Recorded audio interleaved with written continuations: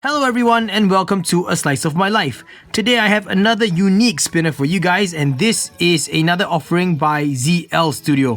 Forgot if it's called ZL Spin or ZL Studio or ZL Spinner. I apologize because right now your name is just slipping my mind, but it is by Zhang, the same man behind the very exquisite twin star spinner. Now this spinner is actually on loan to me by Asire. It is not mine and it has seen some use. I believe that Asire has been using it for a little bit, but I have been using it for the past 1 week. And right off the bat, I'm gonna say that I am not really a fan of this particular spinner simply because of the design. I have reviewed another spinner in a similar design before, known as the FIDGETSPINNER, and those of you who have watched that video know that I'm not particularly a fan of this particular shape. And yeah, never mind, it's okay, I'll talk about it in this video as well.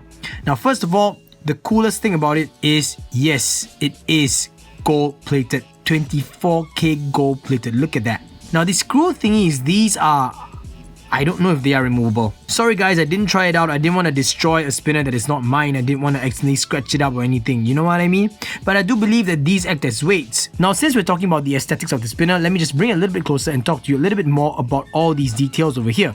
Now the name of the spinner is called the Dorado Spinner. Its name in Chinese has something to do with a fish, and for the life of me I cannot read Chinese, so Asire, I'm sorry, I know you wrote it down in the Facebook message to me, but I have no idea how to pronounce it, so I will not try. Going in line with the Dorado name, the details over here mimic what looks to be fish scales, and that's actually really cool. I've not seen this kind of a design on a spinner before, and it really just adds a lot of character to the spinner. But if I block up half of it and look at it like that, you can really tell it's a fish-shaped design, and the reason why I'm chuckling is because it actually looks like a taiyaki. If you guys know what a taiyaki is, it really looks like a taiyaki, which is kind of cool.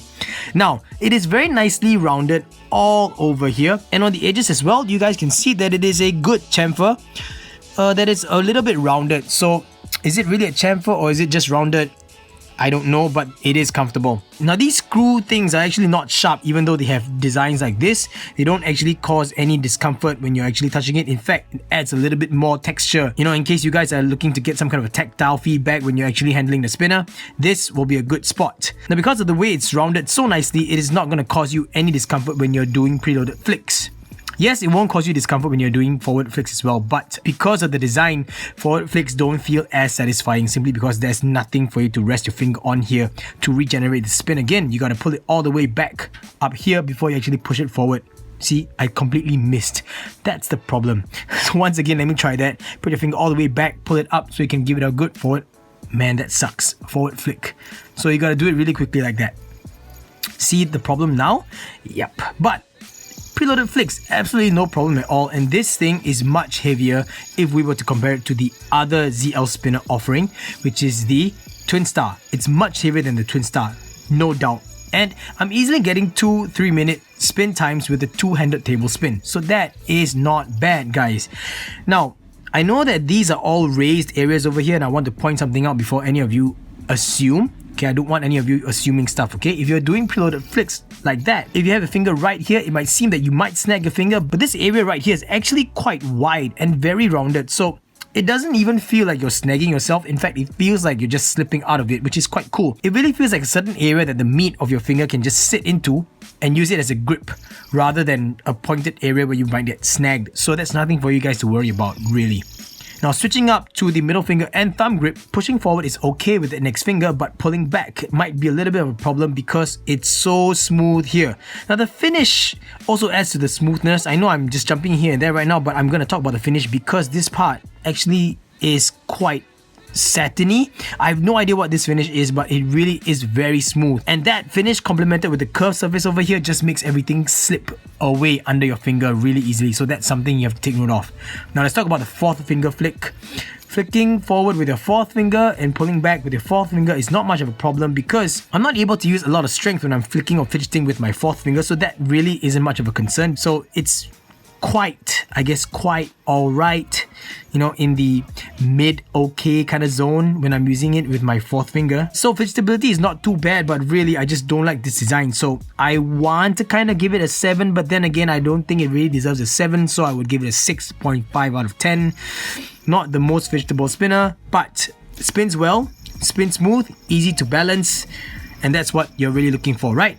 Now let's talk about the buttons. Now I like the fact that the buttons are turned very nicely like this. And the button itself is the same button as the Twin Star Spinner, just that this looks like it's in raw stainless steel, whereas the Twin Star Spinner buttons are plated in gold. Once again, I will say that the design on this button over here adds a very nice touch to it, provides a little bit of a nice grip as well, and feels good.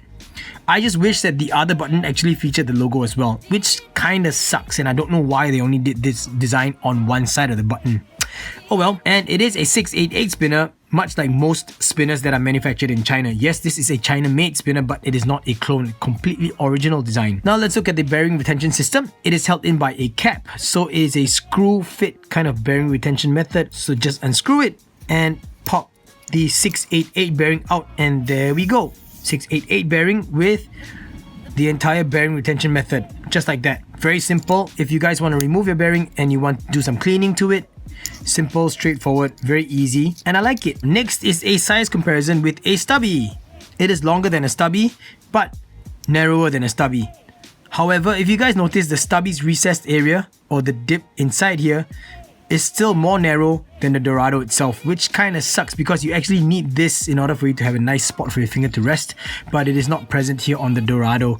Like I said again, that is one of the major gripes. So on to my final verdict, everyone, and this is where I will change everyone's minds and opinions about this spinner, because the information I'm going to give you right now will completely surprise you. Once again, it is a 688 spinner made by ZL Spin, 24K gold plated stainless steel button with a nice, good bearing retention system, spins well, 2 to 3 minute table spins with 2 hands, spins very smooth and has a nice ringing sound to it. Very comfortable actually, just not so good in the fidgeting department. Comfort in your hand like this versus fidgeting is 2 different things, okay guys, 2 different things. But fidgeting with it is not that great. However, this I would say is a piece for all the collectors. Guess the price, guys. I'll give you 5 seconds. 5, 4, 3. Never mind. I'll just tell you the price right now. It is just $35.99, guys. That's a steal for a spinner like this. $35.99. It's got a good weight. Not too hefty. A little bit on the lighter side, but not as light as an aluminium spinner. Number 2, gold plated. So well made. It's smooth all over. Look at the finishing as well. Very nicely made buttons. This is a steal. And of course, look at that detail on the inside, the Dorado spinner. If you guys are fans of fish themed things like koi fishes and all that, this is definitely a spinner you want to get. Like, I kid you not, I was really thrown off when Asire told me the price. I was like, what? $35.99 for a spinner like this? That is a steal, guys. Really, that is a steal. So if you're looking to get a collector's piece, I believe this might be it. Very interesting looking spinner, simplistic design, something that really isn't up my alley. I'm meh about the design, but for that price point though, this might be a spinner that I will get just to put in my collection.